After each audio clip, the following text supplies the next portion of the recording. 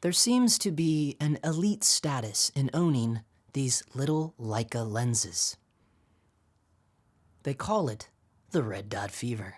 They certainly do have a wonderful image quality, and people's eyes and ears always perk up when they see one of these little bad boys sitting on the front of your camera. However, there's one thing that simply cannot be avoided, and that is the very expensive cost of investing in your own set of vintage Leica R lenses. But more specifically, the cost of the legendary 19mm Elmarit will probably be the deal breaker for most of you trying to build a complete set. And depending on which version you yourself are seeking, the prices are currently ranging from $3,000 all the way up to a whopping $10,000. And a lot of folks, myself included, are not willing to drop that much dough on one single old stills lens. So hopefully this video will bring some relief to your frustration. So today we're going to be looking at some potential, but more importantly, more practical options. You see, a few months ago, John Schweigart and I did a little lens test over at Wild 7 Studios in downtown Los Angeles.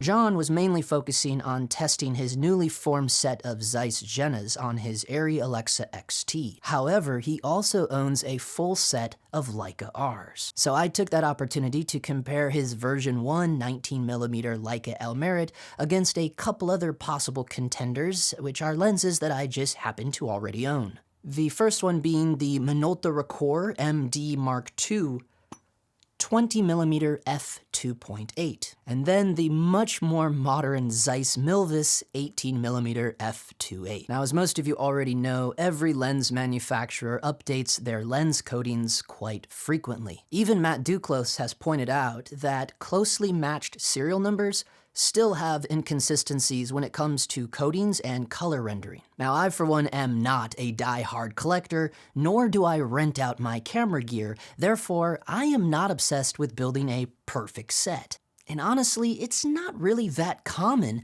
In fact, most big films and TV shows are notorious for mixing and mismatching all kinds of different lenses. One of my favorite recent films, Joker, had a plethora of all kinds of different lenses that they used on that production, including Leica Rs, as well as Prime DNAs, Canon Cines, and the legendary unicorn, the Nikon Nikkor 58mm f1.2.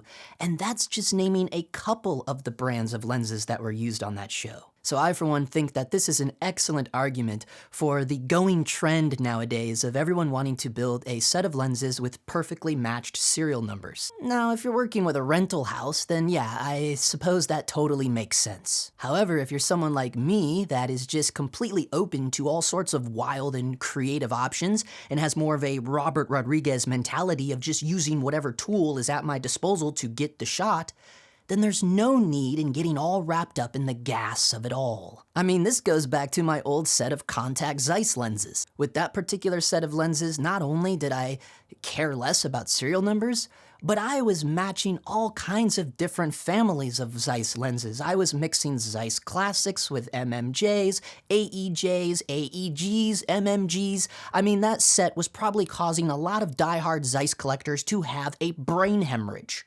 Meanwhile, I cared less. Because the reality is, when you watch Joker, no one is sitting in the audience going, "Hey man, why the hell is this guy mixing those DNA lenses with those old-ass Nikons?" The audience does not care. And if that is what they are thinking about, then you have failed your job as a filmmaker. The whole point of cinema is to take someone outside of their normal, boring mental state and bring them along on a journey. At the end of the day, no one cares if you have a perfect, complete set of lenses. All that matters is what you're going to do with them. So here we are. I thought this would make for an interesting test and comparison, and hopefully help shed some light on this going obsession of creating a perfect set of lenses. I would recommend checking your YouTube settings now and making sure that your video quality resolution is playing back in at least 1080p. Even though this video is uploaded as a 4K resolution video, YouTube loves playing back videos in 720p, or sadly, sometimes even less. For those of you that do not know this, the worse your internet or data connection is, the worse your YouTube videos will look. Now, if you don't know how to do this, if you're on a laptop, tap that little gear wheel down in the corner of the play bar, or if you're on your cell phone or iPad, tap these 3 little dots here in the corner. And what you're looking for is quality, and then you're gonna wanna tap Advanced. And then from there, you can choose the resolution of your choice. Just keep in mind, if you go above 1080p, you're gonna need a really strong internet connection to avoid hiccups in your playback. So I find 1080p is usually best, even for high traffic areas here in LA. So I'll give you all a second to go ahead and do that now.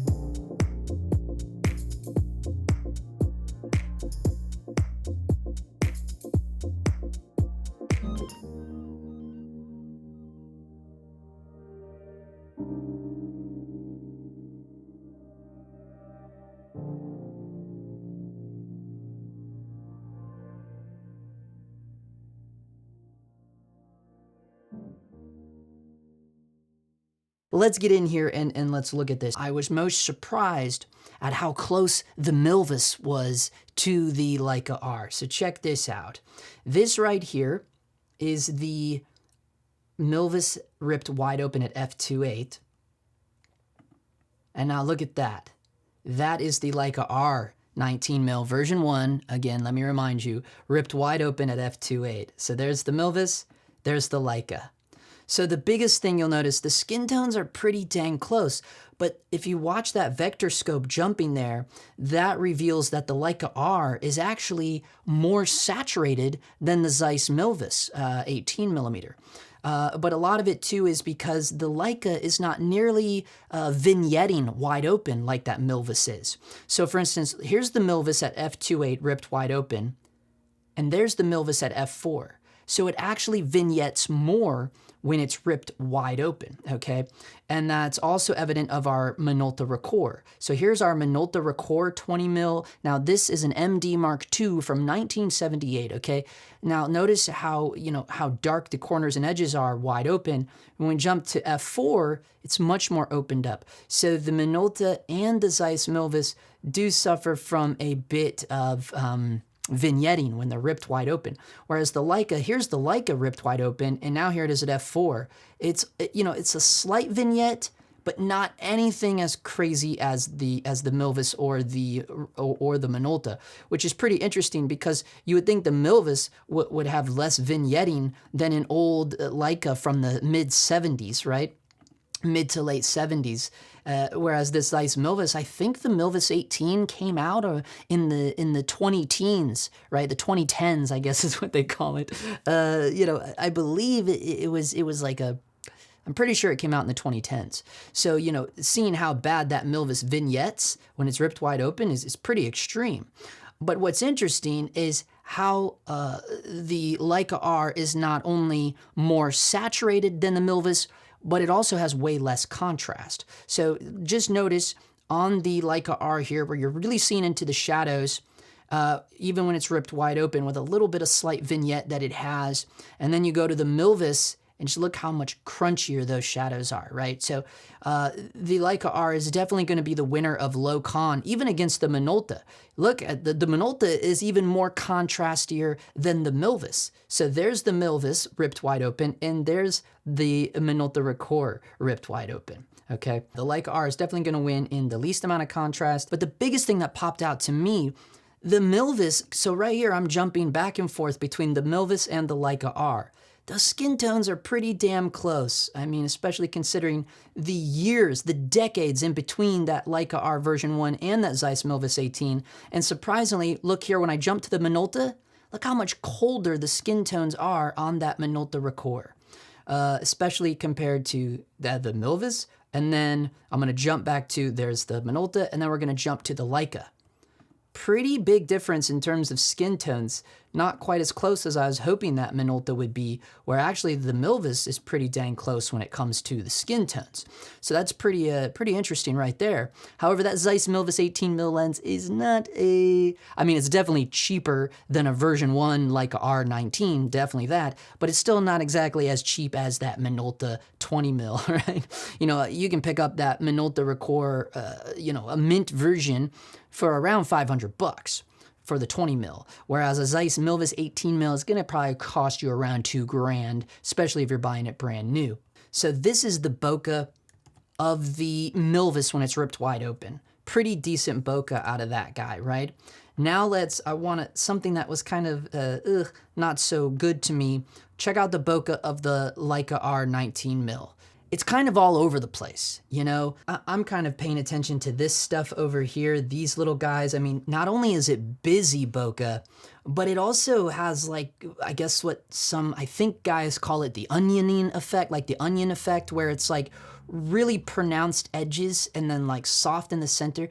So hard edges, busy bokeh, but then also has like really hardcore onioning going on, but the shape of it is kind of all over the place too. Like, it's so interesting. You have these here that are really creamy, and then these are pronounced, and then it's creamy, pronounced, creamy, pronounced. It's kind of all over the place. And then you get over to the edges and it turns into like egg. These are all egg shaped. It's kind of, in my opinion, pretty pretty ugly bokeh, honestly. Whereas the Minolta, now if we jump over and look at the bokeh of the Minolta Rokkor, very busy. Now this is an issue with all Minolta Rokkors in my shooting and in my opinion. You know, all of the Minoltas are very busy bokeh. I've never seen one that's not, unless maybe that 58mm f1.2 ripped wide open. It has to be ripped wide open.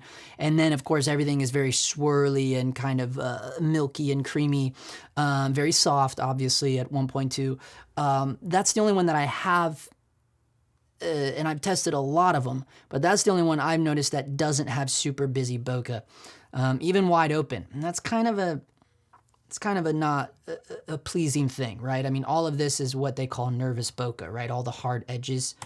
So that's a bit of a bummer. You know, the Rokkor didn't perform quite as nicely as I was hoping it would. When the Rokkor is one stop down, it just instantly gets worse. It starts getting stop signy, you know? And then so if we look at, and that's at f4. So now if we jump to the Leica R, when it's at an f4, one stop down, watch what happens to the bokeh of the Leica. It gets very stop signy there in the middle, pretty hardcore. So neither of those lenses have very pleasing bokeh when they're, you know, one stop down. Check out the Milvus when it's at an f4. Not too bad. It's definitely better than the other two, but even it is starting to get a little hexagonal, you know. That's a bummer to me, you know. I really only like to see the bokeh changing that drastically when we're like around a 5, 6, or an 8. Now I know that's almost impossible with stills lenses, but still it would be cool, you know. So here you can see a big difference. So here we are close focusing with the Leica R. Okay, now I know at the screen record it might be more crunchy than what it actually is, but you know, so this little baby record here, we had to pull it much further away, because let me show you how close it was when we had it for the Zeiss Milvus. You notice how close it is? Now watch. Look at that Zeiss Milvus. The close focusing capabilities of the Milvus and the Minolta Rokkor 20mm are both like 9 inches or something like that, but look how close. I mean, not only can it do that true 9 inches, certainly the Zeiss Milvus, but it is tack sharp on those close focusing. Whereas with the Leica R, it could not be achieved. So look how much further back we had to put it. Look, you can see the entire record with the Leica R. That's how far back we had to pull it just to get it in focus. So that is another bummer with the first version Leica R. Very poor performance in close focusing capabilities because it had no retrofocus design. So that's one of the downsides of it. So if we look at the 20mm Rokkor, when it was close focusing capabilities, now the bummer part is the Rokkor vignettes so bad that the outside corners of the lens get so dark when it's ripped wide open, you can barely make out that record, right? So maybe let me try to jump over here to the scopes and, you know, let me try to lift the offset a little bit so we can actually see inside of there a little bit. And there you can start to see it, but I had to really crank the offset so we could see into those shadows, you know. So yeah, the Minolta definitely is the worst vignetter, we'll say that. Because, you know, you saw on the BTS, I mounted my red on top of the areas, because we were basically doing 2 different tests at once, and for sake of time, I just mounted the Komodo directly on top of the Alexa.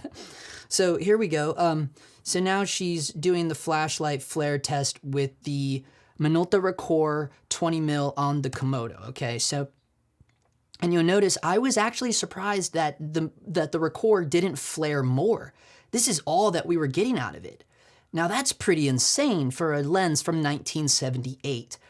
I was really like, whoa, that's nuts to me. And where I was surprised again is seeing how much the Milvus flared, because, you know, thinking about the super speed Milvuses, which I own all of them, those are almost impossible to get to flare. And meanwhile, the 18mm, which I've never noticed this with this lens, actually, I've never seen a Milvus lens flare quite like this. Now, I don't know if it was, you know, the high-powered flashlight that our AC Bobby had on this shoot or what it was, but to see what's going on with the actual spectral highlight of the flashlight itself, I never really, you know, I mean, it's obviously not like a super cool flare, but it certainly is flaring more than what I was used to with the Milvuses, I'll say that. So now you've already seen a lot of people doing tests online of, you know, the version 1 versus the version 2. But now we get into the really crazy flare and glare of an early Leica R lens. So look at this. This is all being born out of my initial obsession with Minolta Rokkors, and then discovering the history between Minolta and Leica in the 70s. I've done a cool video on that already, so I'll leave a link to that video down in the description below. But in my experience, this kind of weird orby, round, circular, pupil style flare, glare that's happening with this Leica 19 is pretty much what all the Leica Rs from the early 70s do. The one I'm shooting with right now is the 50mm. The only reason it's not going crazy with the lights is because I have a matte box and an eyebrow on. Okay, that's the only way to maintain the contrast when there's any sorts of light in your shot. The 50mm, the 35mm, the 28mm, definitely these 19mm. All of the early 70s Leica Rs are insanely crazy when any sort of light hits the lens, or a stray light, you know, glare and flare are the early 70 Leica R's worst enemy, okay? And I think that is why a lot of guys reach for the Leicas that are from the 80s. But there's certainly projects where this could be a look that you may be after, okay? I will say that, but it is very intense. Okay, that's enough of me. We'll see you on the other side. So there you have it, folks. Be sure to leave a comment down below on your thoughts of what you thought of these 3 lenses and these comparisons, or better yet, let it be known what you're using to substitute the legendary Leica 19mm. Or beyond that, let us know what vintage lenses you are shooting on and why. I want to give a special thanks to Wild 7 Studios in downtown LA for letting us perform the test there. Special thanks to our camera assistant that day, which was Bobby Moss, and a big shout out to our lovely model, Haley Schwartz. I also want to give a shout out to John for inspiring this video. I've left a link down below in the description to his test of the Zeiss Genas with his Arri Alexa XT, so be sure you check that one out as well. Shout out to the Dog Times Patreon. If you are a Patreon member, by the time you're watching this, I've already returned from a big gaffing job that I was doing out in New York for a week long, so be sure you're tuning in over there on the Patreon for those exclusive vlogs and behind the scenes. As always, thank you for watching, and for now, that is a wrap. All right.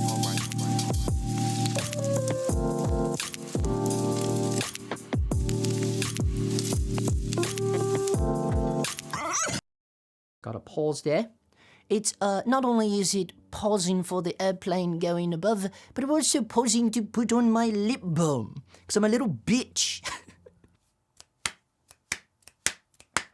All right, I guess that's it, folks. All of that to do that. Now, I gotta get to the next Andy Grammer music video that I'm gaffing on. That's right. So, this is pretty cool. I work with the Andy Grammer team, and I've already gaffed like 3 music videos for him, and today I'm gaffing the 4th one. So, we have really cool locations. All of my Patreon members, they've seen all the behind the scenes on that. The Patreon is more like a job shadow thing. So, yeah, if you're ever interested in that, you know, give it a little peek. I keep it very affordable. You know, with Patreon, you pretty much get to choose what you want to chip in, and you don't have to stay forever, but the best part about it is the exclusive Dog Times Discord channel. It's badass over there, man. Okay.